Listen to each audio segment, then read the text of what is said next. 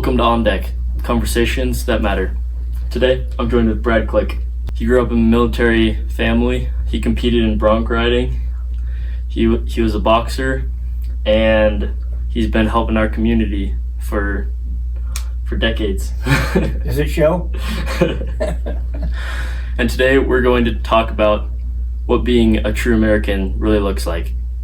Brad, thanks for being here.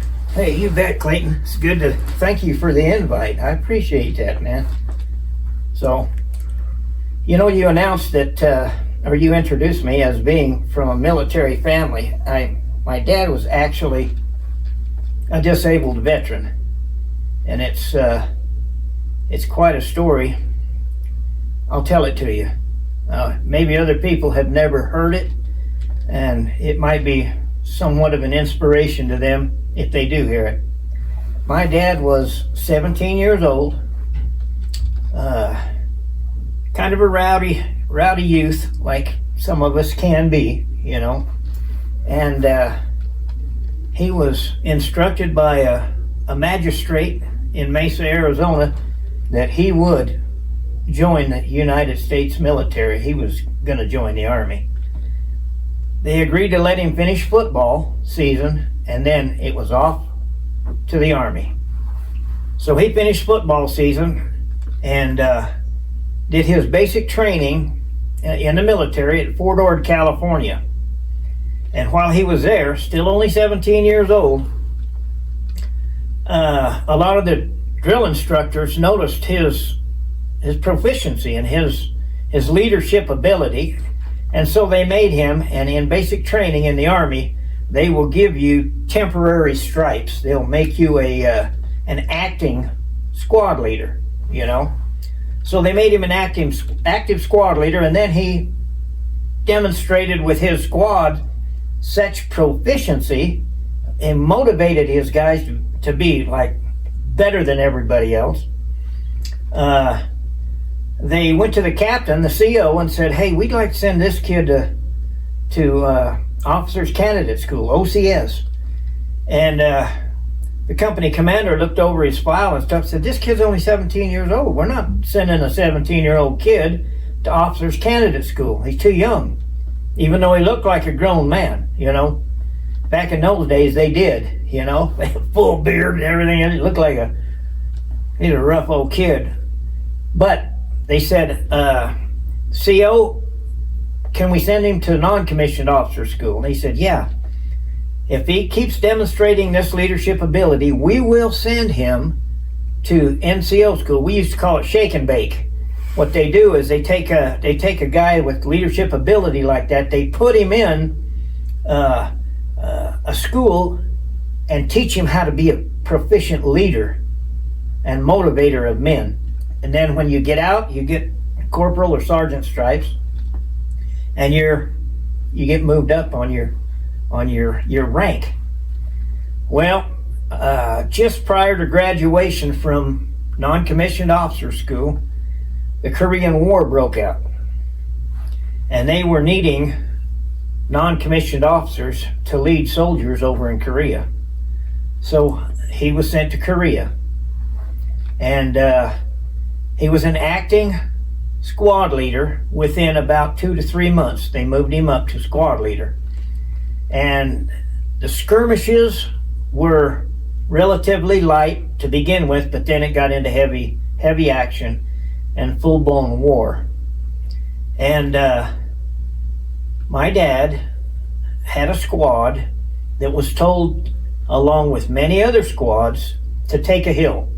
Well, now, a hill in military terms is you get to the top, regardless of what it takes. We have to have that high ground. It's essential for us to have that high ground. Otherwise, we cannot hold this area. And so they began that excursion up that hill, and they were taking heavy fire. A lot of guys were getting wounded. A lot of guys were killed. And my dad and his squad, what was left of them, got to a certain point, and my dad found a little cove, a little makeshift bunker type place where there was a soldier who had been killed previous to him getting there that was humped over a machine gun. So my dad got him off of there, tried to clear that machine gun so that he could offer cover fire for his guys who were just getting chewed up. The enemy, the North Koreans were throwing grenades. When you're on high ground and you're throwing a grenade, it goes a long way down the hill. You know, they had the advantage. And so he got to that machine gun, tried to clear it, and at about that time he was struck in the head. He was wounded. And it just put him on glass eyes, you know. But for some reason he just kept trying, you know, muscle memory, trying to get that machine gun working. He was struck a second time. A second bullet hit him in the head. And this put him just basically clear out. There was not much of his squad left. His best friend at the time, a man named Tommy McCord, grabbed him and started dragging him down the hill, and another guy jumped in there to help him, and they drug him back down the hill, and while they were dragging him back down the hill, he was hit 2 more times in the arm, wounded, and once through the top of that meaty part of your delts there, and carved a nice little half moon out of his shoulder there. They got him down back to the bottom, and they medevaced him out to what they call, I guess, a MASH unit back then. Got him stabilized. Tommy was struck also. Tommy McCord, his buddy, was also struck through the hip, and he was wounded. And they got him out, and they flew him to Tokyo General Hospital. Now, Tokyo General Hospital had all the top Army surgeons there trying to fix these guys. Well, it so happened that they had one of the best surgeons, brain trauma surgeons from the United States at Tokyo General, trying to train these Army doctors how to navigate these terrible head wounds without having to put steel plates in them and everything. And immediately that specialist from the United States says, "Bring him in." They pointed to my dad, and they brought him in an operating room, cleaned him all up. 2 teams of surgeons worked on him for almost 11 hours. They switch off, and when this team was not watching and learning, they were addressing his wounds, his other wounds, patched him back up, the bullet holes in his arms. And so he lay in a coma for over a month after the operation. And one of the Army doctors that came in to see him told him, "I was there, I watched this guy work. Phenomenal. It was like he was guided by divine inspiration. He fixed you up. It was an amazing lesson for all of us. Because of your injury, we all learned a lot about how to treat these injuries, how to put bone fragments back together without having to steel plate everything." He said, "It was very successful. You're lucky to be alive. But I have some bad news for you." He said, "You're going to be paralyzed on your right side. The damage was just too severe. We cannot do anything about that. You know, your right side is going to be paralyzed." And he told him, he says, "You want to bet?" You know, that was my old man. It just tougher than railroad iron. He would not let anything stop him when he had focus on something. And so they got him stabilized after his coma, sent him back to Letterman Army Hospital in California, and rehabilitated him. For 2 years he spent at Letterman Army Hospital. He had to learn to eat left-handed, to write left-handed, to do everything left-handed. And while he was there, something amazing happened. He started getting feeling in his right hand and his right side. toes, feet, everything started moving. So they began to work him, physical therapy every day. On the weekends, when they didn't have a physical therapist there, he'd have one of his buddies put him in a wheelchair, go down to the physical therapy room, and he'd work himself without any help. Well, at the end of 2 years, he still had to walk with a walker, but he was able to walk. Soon after that, several months, all he had to do was have a cane. He had a cane and he could walk. Still had to do everything left-handed. Could not turn a doorknob, couldn't throw a ball, any of that stuff that a kid wants his dad to do with him, work on the car later on down. Very frustrating for him because he was physically, he was a specimen. You know, I mean, he was a tough kid. Used to pick lettuce with the other Mexicans out of the lettuce fields down in Mesa, and then they would get on the sideboards of the truck after they were done at the end of the day, and then they'd have their little boxing fights, you know, and my dad would get right in there with him, you know. I mean, he was certifiably pretty rough guy. Pretty soon he threw the cane away. Didn't have a cane. He had a tough time getting some jobs because he was still disabled. And some jobs required physical, you know, and he'd get frustrated because he couldn't do them. So we ended up working a different job, moving different places, and I graduated off the Indian reservation, 8th grade. That's where we were. He was working construction, driving a water truck on those schools, those Bureau of Indian Affairs, the new construction on the schools. And we moved to Taylor, and he started working there. And now, you know, Taylor's celebrating their 60 years, right? I didn't know that. 60 years of incorporation. When they got incorporated, the very first law enforcement officer certified by the state of Arizona that they hired was my dad. He became a cop, became a law enforcement officer. They called him the town marshal. They called him a marshal. And from that point on, he spent over 22 years in law enforcement. And when he retired, he was undersheriff under Gary Butler, undersheriff of Navajo County Sheriff's Department. Now that's a comeback story, buddy. Yeah, that is an amazing story. So when you say, was I raised in a military family? Well, we went from having a disgruntled disabled veteran to the chief of police, the town marshal. Structure was adamant in our house. The work ethic was instilled into every one of us. And there were days, I will say, that were rough. He had frustration. Nowadays they call it post-traumatic stress, right?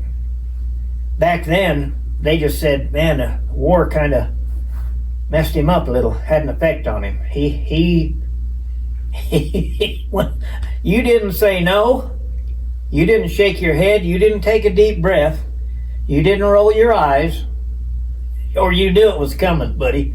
You just, yes sir, okay. And off you went to whatever task you were sent on. So, was I in a military family? Plus 10, okay? Yeah, and that's the way that was. So, yeah. Yeah, that's a great story. I don't think I've heard that full story. Not too many people, even in the town of Taylor, that know about what he went through to get to where he could become their town marshal. So, good for them. Good for some of them to see it, you know, and hear it. Yeah. So, you personally growing up in a military family and shaping how you become covered. Yeah, you know what? I told you that there was structure in our house. Yeah. You know, a lot of kids back when I was growing up, man, they couldn't wait for Saturday morning because that's when cartoons were on, right? Mm-hmm. We can get to watch cartoons. We immediately had to make our beds up, get everything cleaned up, get out there, and my dad would have a list of things that he wanted us to do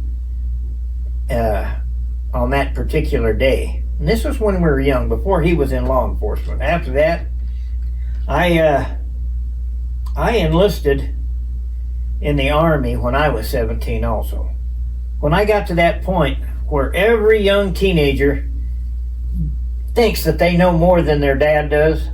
Now, you heard the story of my dad. You think I knew more than him? No. No, he knew leaps and bounds more than what I knew. But I thought I was pretty smart. Well, he saw what was coming and said, you know what? You need to get into the military. You need to figure out what you're going to do. I said, I'm going to join the Army. He says, no, you're not. And I said, yeah, I'm joining the Army. Well, you got to have my signature and your mother's signature for you to join the Army. I said, I know. I whipped out the paper. I'd already been to the recruiter, took the paper, got it all signed and filled out at the recruiter's office. Said, all you got to do is sign it. Give me that paper. He looked at it like that, and he looked at my mom. Signed the paper, left-handed. Signed the paper. She signed it. And about a week later, I went down, got my physical and everything. Everything was good. They accepted me. And my mom, I can still remember my mom. Oh, gosh, the things we do to our moms, you know. Drove me down there to Phoenix to the induction center. I didn't have any, had a little bag, toothbrush, you know, whatever. Change of clothes, which they made you send all that home anyway. You didn't get to keep it. And I can remember getting out of the car and looking in there, and my mom with tears in her eyes, just sad that her boy was leaving and taking off and going into the Army during the Vietnam Wars. They were so scared for me, you know. It was a rough time to be in the military. Troops didn't get treated very good back then. The patriotism in our country, it was the 60s had been an absolute disaster for our country. The morals went completely south. People were just blasted out of their minds all the time, you know. The moral decay was horrible. It was really horrible. It wasn't a great time to be in the military. A lot of protests going on, you know, about the war. Our GIs, our veterans were being called filthy names, and it was just a tough time. But I realized that my dad and I were trying to both be the dominant feature in a house, you know, and it was his house, not mine. So I had to get out of there and start my life and someday get my own house, you know. And so that's pretty much it as far as the military goes. I am so very proud of what I learned in the military, and like now I serve on the honor guard with the American Legion, Post 126 here in town. To keep serving, I feel like they call it survivor's guilt, where you don't feel like you did enough during the time you were in. You know, other guys had to sacrifice so much, you feel like I didn't give enough. But I gave what was required of me. Proudest moment probably in my military service was getting my paratrooper wings. I got my jump wings. I went to jump school in Fort Benning, Georgia, and got to jump out of a C-130s and a C-141, which was a military airlift command jet. Now it's a small plane. Back then it was a monster of a plane. And nighttime, they roll that door out and it's got big holes in it, perforated to move the air out away from the door. to where it didn't absolutely slam you against the plane.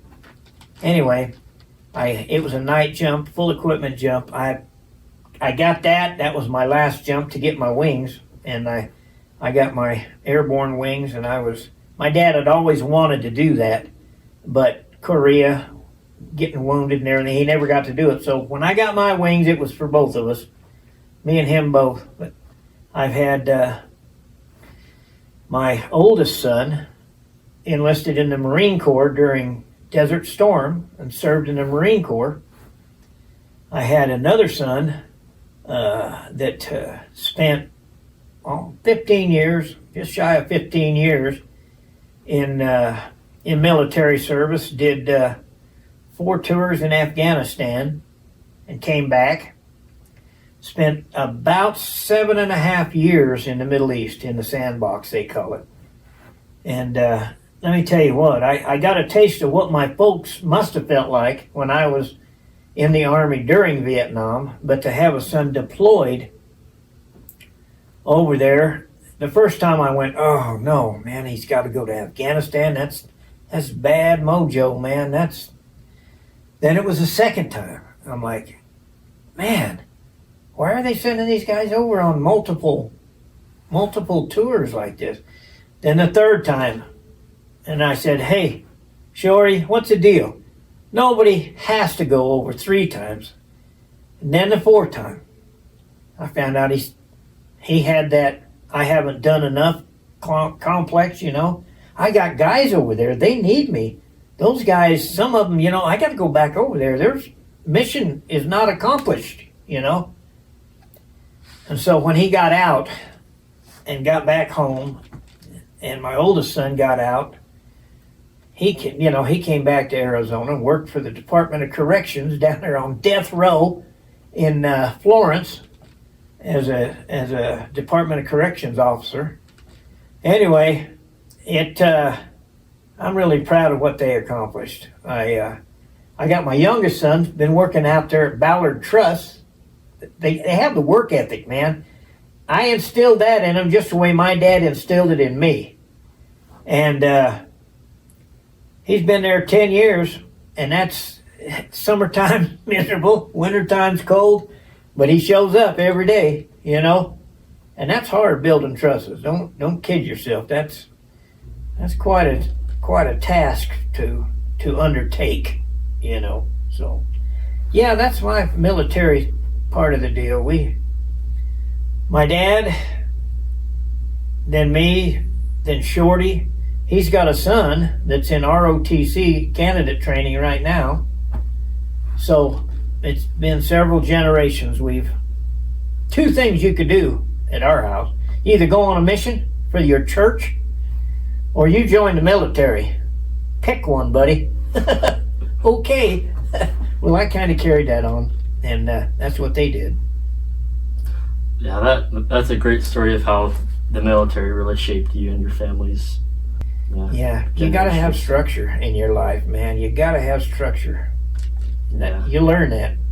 So, I don't want to bring church into this too much, but you remember when they dropped the age to 18, and everybody's going, oh my gosh, my little boy's 18. That's too young. And I'm thinking to myself, sister. My dad joined when he was 17, turned 18 in the Army. I joined when I was 17, turned 18 in the Army. My oldest son joined when he was 17, turned 18 in the Marine Corps. Shorty, I think, was already 18, but he joined right after 9/11. When they hit the buildings, he went right down and got in on it, man, right off the bat, and then spent 15 years in the military. So, yeah.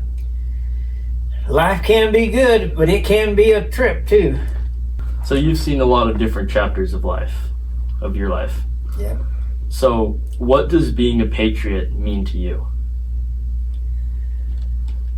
Well, now that I'm older, being a patriot to me means doing something that will enhance and preserve what this country has given you. I'm talking about continuing. You don't have to just be in the Army. When I got out of the Army, I had a GI Bill, which means you can get an education and they'll pay for part of that education. And I got certified also, just like my dad did. I got certified by the state of Arizona as a law enforcement officer. And I held that certification from 79 to 86. But then I got the job at the paper mill, and what I did for the county, I did for free.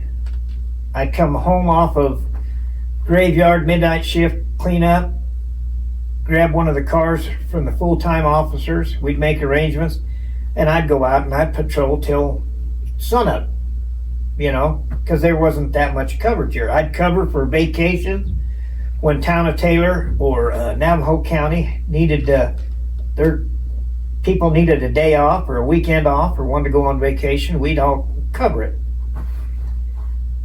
And so I'm thinking what it means to me is to serve, not necessarily for a paycheck, but to help other people.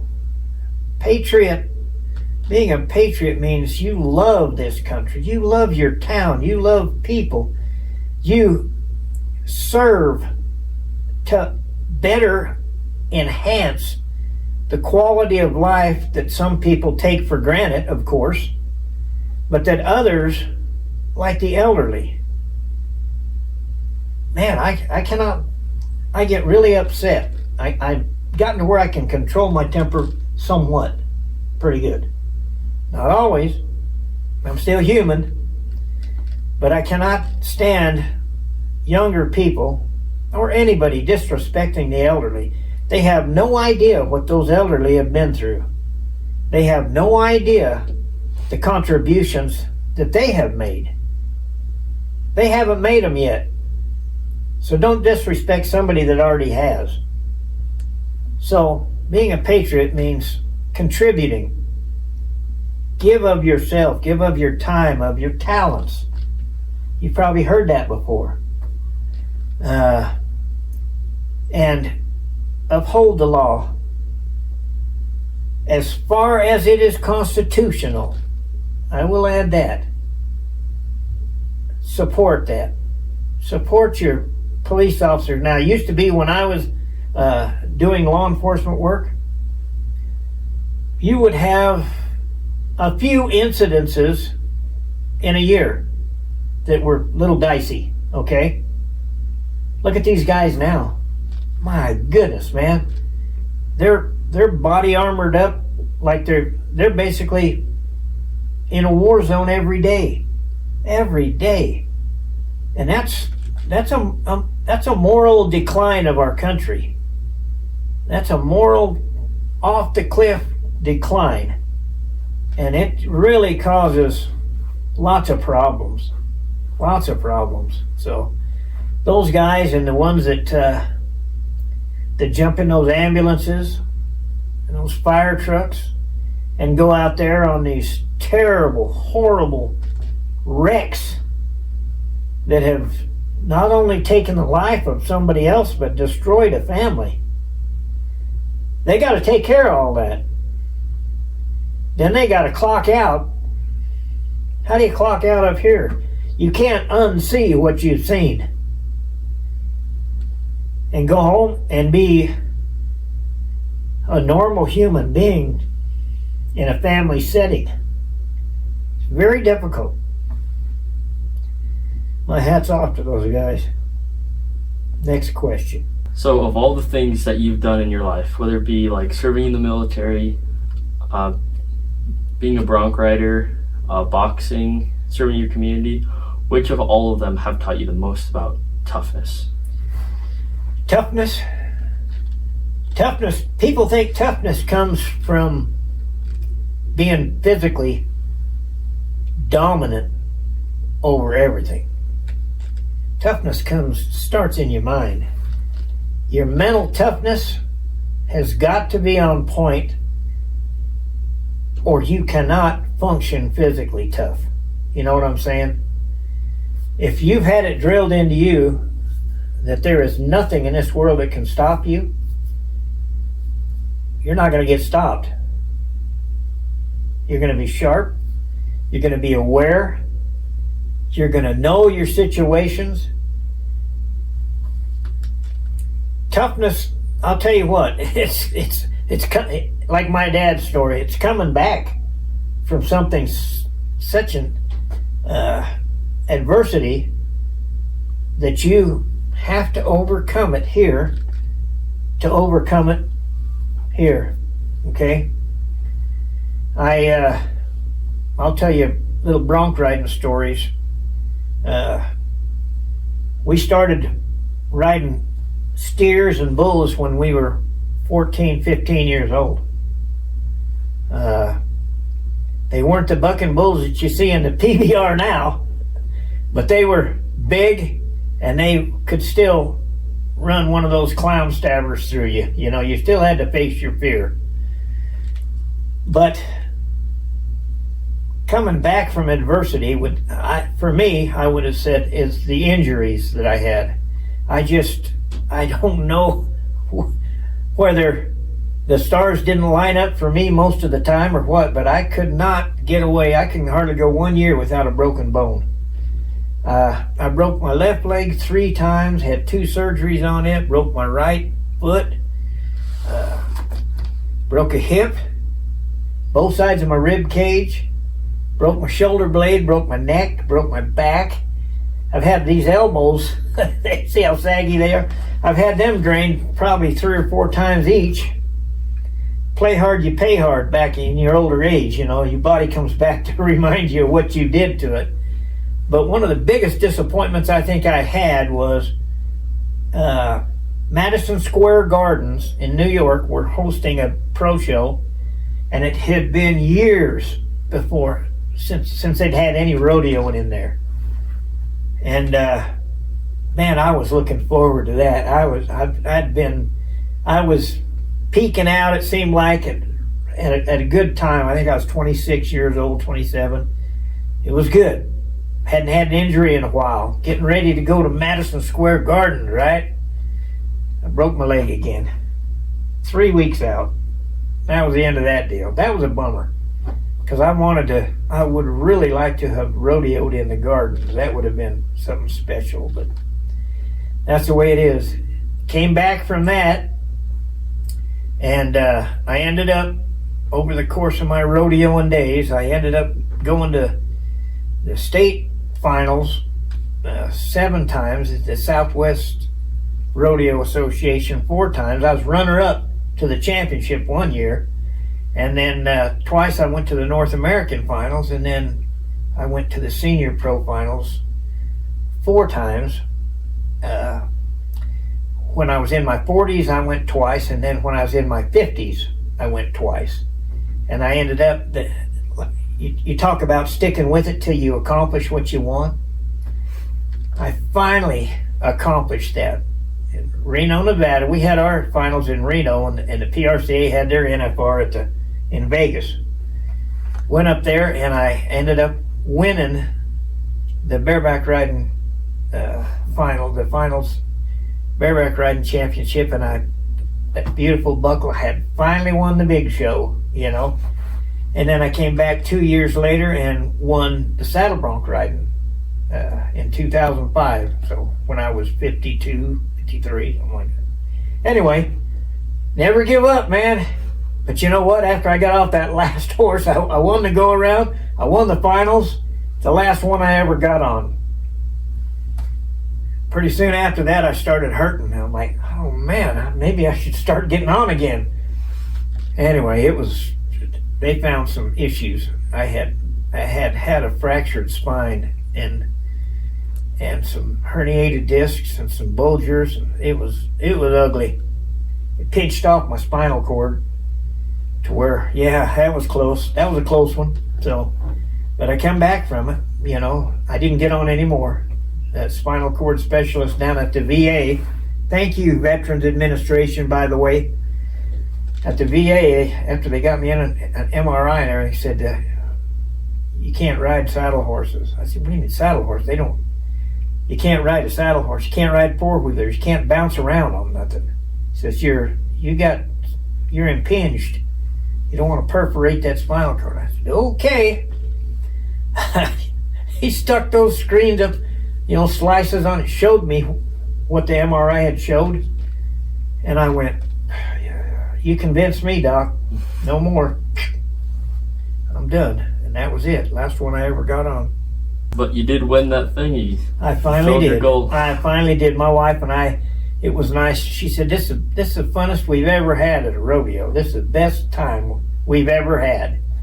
And I'll tell you what, I could not have done it without a wife that didn't, supported me all the way. She was a daughter of a rodeo stock contractor in California, so hardest working woman I ever saw in my life. I said, I have to marry that woman. Man, just think what she could do for me around the house, Oh, she's a hard worker.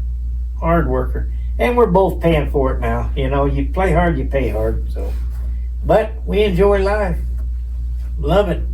Raising kids may have been the toughest thing we ever did. So what freedoms or opportunities do most people take for granted? Sometimes I think some of the things they take for granted are things that they've never had to work for or earn. The freedom of movement, just the freedom of movement, being able to go one place to another, having your own automobile, being able to look at this beautiful library that we have here. Elon Musk, what did he say? He learned everything out of a book. He would come down and study and study and study and study and study till he mastered what he wanted to learn. How many people just take that for granted? In some of the communist countries, you wouldn't have these books. They'd already put them in a pile and burned them. They did not want an educated people. I think the education that a person can get in this country, why do you think all these other people come to our country to learn? Surgeons, engineers, mechanics, pilots. They come here to become schooled because we have all this opportunity. A lot of these other countries, and you wonder why we're there, a lot of them don't have that opportunity. The United States has provided that opportunity for a lot of countries. We have poured out not only people, but money, resources, and things so that those countries could better themselves. Some of them have done that and become great allies. Others have taken advantage of us and then turned their back on us. So that's what I have to say about that. People don't realize they need to watch a few of those documentaries and the special things, like when the wall came down, or when we liberated Kuwait, when Saddam Hussein went in there and took over their oil wells and everything else. The United States went in and took it all back, and ran them clear out of the country. We don't begrudge, I don't think, my opinion, we don't begrudge any other country from having everything we have and hope for the best for them. Except the countries that wish to do us harm and take away all of this that I just told you about. Don't do that. You don't want to let this dog off the chain. You mess with the United States, you're going to get some payback. Just leave us alone, let people live, let people enjoy their lives, and worry about your own country, but don't come telling us how we ought to live. We know how to live. The end. So rodeo is a sport where you're guaranteed to be knocked down, like over and over again. So what lessons have you learned from rodeo of getting back up after getting knocked down repeatedly? Knocked out or knocked down? Knocked down. Okay, because I got knocked out too. That was a funny story. You want to hear it? Sure. Okay, yeah, I got knocked out. I had a saddle bronc horse bucked me off one time, lawn darted me, man. I never even got to let go of my buck rein before my face hit the ground. knocked me out colder than a wedge.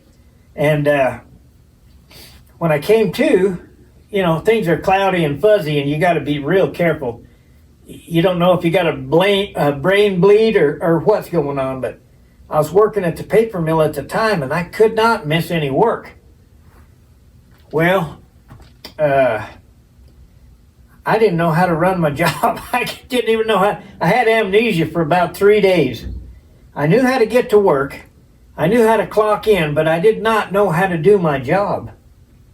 And so, bless their hearts, those guys at work, Doug Brewer and who else, I don't remember, told me, sit down, just sit down and lean up against this warm bat, take it easy, we'll take care of it. So they did my job for me till the cobwebs kind of went away. But that was a scary one. I mean, I didn't know my wife's name. I didn't know which wife I was married to. Been a few of them. And man, it was scary. But I think I was in my 30s then, maybe not, somewhere close to 30s. And so after it cleared up, I found out where there were some rodeos, and I entered. And off we were going. And that's a year, it almost put me out, but that was the year I was runner-up for the championship in the saddle bronc riding, SWRA. So it's a good comeback story. I'll tell you another one. Now that you got me on this subject, I'm on the Indian reservation. I don't remember where. I don't remember a lot of things. But broke my leg again. Horse jumped out there, jumped and kicked. The tutor went off. I doubled down on my hack rein, got my bronc rein. Tries to jump the fence, goes and caught his front feet, flipped him over. Right, man, I hit the ground. Got up and I looked like I had a Barney Fife hat on, all folded up. And my saddle came across the back of my leg, broke my leg again. So several friends of mine put my leg in 2 boards, wrapped tape around it, put me in the back of my pickup. My wife drove me 8 miles to the hospital, and I'm in the back and I'm bouncing along. You ever been on an Indian reservation road? You can't miss a pothole, I don't think. Anyway, I'm bouncing around the back and my legs flopping. I told her, slow down. She said, I'm doing 10 miles an hour. Took us an hour to get to the hospital. But there's some good stories. Yeah, it was rough, but got her all fixed up. It had broken the leg at the top of a plate and screws that I'd already had put in. So the surgeon says, they took me to a different hospital after it left the Indian reservation. And they said, no, we're not going to operate on it. It's broke, but if we take it apart, then we got to redo it. There you're going to have these holes from the screws and this anyway. So they left it, and the bone kind of grew around the top part of that plate, but it got better. And as soon as I could walk on it, pretty good, I entered another rodeo. So, yeah, you just gotta keep whatever your goal is. Like, you want to be a corporate lawyer, you gotta eat, drink, and sleep corporate law. You see what I'm saying? Yeah. You don't weaken a darn bit. You get the proper amount of rest, proper amount of nutrition in you. You get your brain right, you get your focus on it, and then you do whatever it takes to learn everything there is about corporate law. And every time you think you know a lot about corporate law, go back and refresh it. Go back, do it again. Guess what'll happen? You'll find something that you missed the first time around. That's just the way it works. Funny how that works, huh? Yeah. Read aloud. Don't read quietly, read aloud. You're using your voice, you're using your ears, you're using the senses. You can even follow along with your fingers. That's a tip to being able to retain a lot of things. Those are really cool stories. So if you could sit down with your 17-year-old self, like barely enlisted in the Army, what advice would you share with yourself? If I was going to counsel myself at 17, if I could go back and tell myself something, I would say, Brad, get your head out of your duffel bag, take a look around you at the world that's happening, make some career choices, finish your obligations, no matter what they would be, and no matter what age you are. If you say you're going to show up, show up. If you say, we can do this, then do it. That's what I'd tell myself. Just, man, don't just play, and apply yourself. You've got to apply yourself. I'm so proud of these little guys. They call them future first responders. You ever heard of them? They're a group of young kids, some of them 12, 14, 15, whatever. They're bracketed by age about what they're allowed to do. Some of them are turning 18, some are first responders, future first responders. Some of them learn to fly airplanes. Yeah, really? At that age. I mean, the older, some of them have been through, they go out and work mass casualty events. They have gone to where they've had hurricanes, and I mean, they are squared away. These guys are squared away. They have a set of rules. Lori Wong is the one that put this together. I think she put this together. But they have flag honor guards. They've got it together. If every young person could go through this kind of a program, man, it would make a huge difference in the value of the service and work. And work is not a dirty word. I don't care what a lot of young people think. Work is not a dirty word. My kids, when they were younger, I'd take them out on service projects, right? And now they tell me, man, I just hated that whenever you'd say, okay, we got to go do this. Oh man, come on. And they would say it out loud, but they'd say it between each other, Girl. You know what they told me now? They said, that's the way we always felt when we got loaded up to go. But after we got there, after we could see what was going on and who we helped, they said we were always 9 feet tall when we came home on the trip home. Said we felt good. We felt good about what we did. I looked out the window one time at our old house years ago. My boys, too young, the one that was in Afghanistan, he was about 11, maybe 10. And my youngest one, who was about 7 or 8, maybe. The older boy, the 11-year-old, 10-year-old, had a splitting maul, not even an axe, a splitting maul over his shoulder. And they had walked across the road to an elderly lady's house that lived, it wasn't probably 3 or 4 football fields away. And I asked my wife, I said, what are those boys doing? She said, they're going to go over there and split her wood. And I said, with a splitting maul? Are you kidding me? Can he even lift it? About 2 hours later, they came back. Their face was red. They were looking at each other like they'd seen a ghost, It's like, ah. I said, where have you guys been? I said, we just I split it and Anthony stacked it. I said, Sister Greenwood's over here. Yep. We split it all. Man, I thought, man, you guys earned something special. Just think about it. That was way to go, boys. Way to go.